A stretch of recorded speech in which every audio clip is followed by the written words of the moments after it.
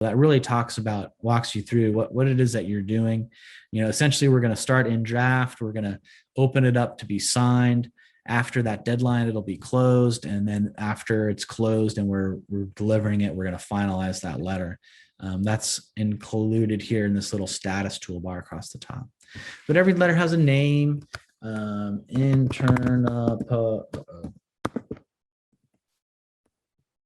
not going to do that right. Internapalooza, maybe. But obviously, the letter name is going to be a little more topical, a little more of a friendly name. By default, we're in the congressional session. That's all kind of part of our archival purposes. Here's where you can choose when you want to have a deadline. There's this new feature, you can say TBD, you can say, hey, I'm kind of floating this out. I don't know. I don't have a hard deadline. I'm kind of taking the pulse to see if people are interested in this topic.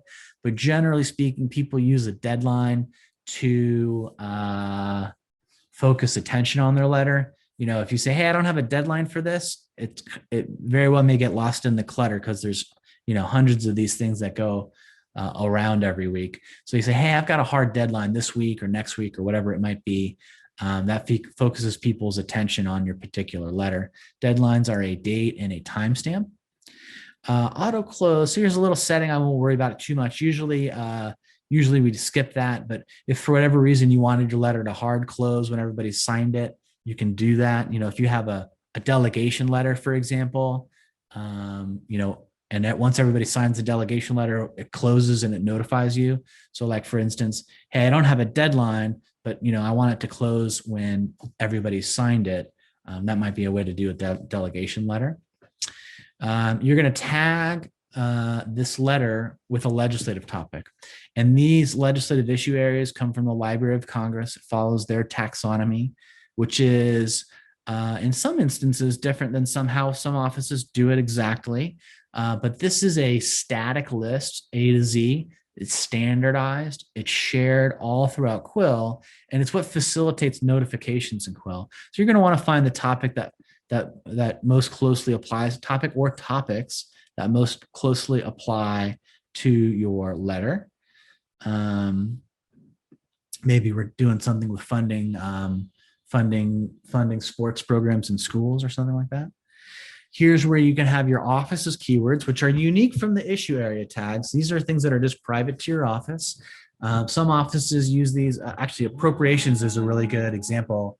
Many offices use an appropriations tag, to keep everything together from each appropriation cycle, or they might have a keyword tag for a special project or geographic regions in their district.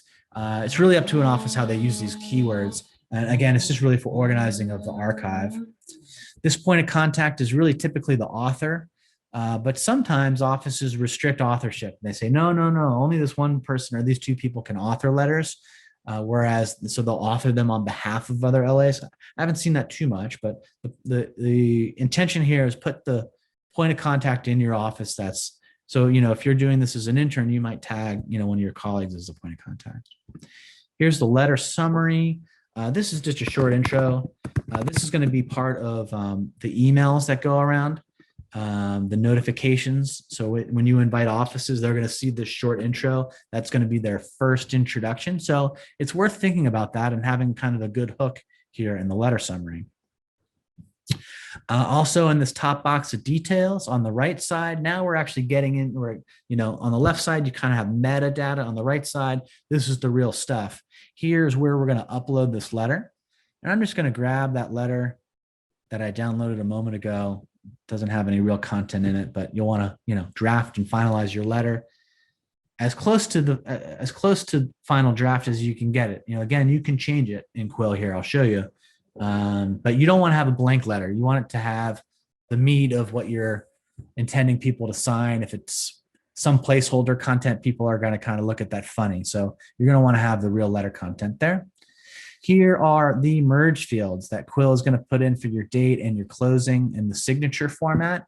You can always change this later, but you're going to set a placeholder. So, this letter, I've got a deadline next Friday. Maybe that means I'll send it out the following Monday. Again, I can change that date on the letter later. Almost everybody signs these sincerely. I'm not quite sure why that's a merge field, but it's there. And then signature formatting. So you have a way to lay out the signatures on the page. You can do the top row and then the remaining rows. So on the top row, you can have 1 or 2 or 3 signatures. And that's really, that decision's going to, how do I make that decision? Well, is this a letter that your boss is leading, like by him or herself? Then you would just do the 1 signature on the top. Typically, these letters have kind of multiple co-leads. So maybe there's 2, like chair and ranking member of a committee side by side in a bipartisan letter. You'd have 2 signatures on that top row. And then, of course, if you just had like a whole bunch of people, 3 or more, you could do 3.